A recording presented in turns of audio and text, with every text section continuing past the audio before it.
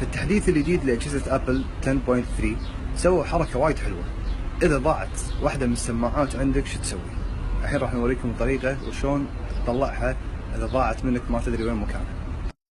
الموضوع جدا سهل، تدخل على تطبيق Find My iPhone وراح تطلع لك وين مكان السماعة بالضبط، وتقدر ان تدز لها بلاي ساوند وتشوف مكانها وين.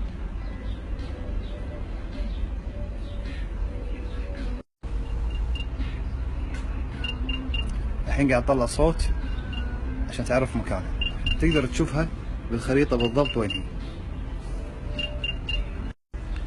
وتقدر هني تعرف تبي الليفت ولا الرايت، اي واحدة اللي تبيها تصفر اللي مو لاقيها. هذا مكانها الحين، تقدر تروح لها وتشوف مكانها بالضبط وين، والحين شغالة قاعد تصفر.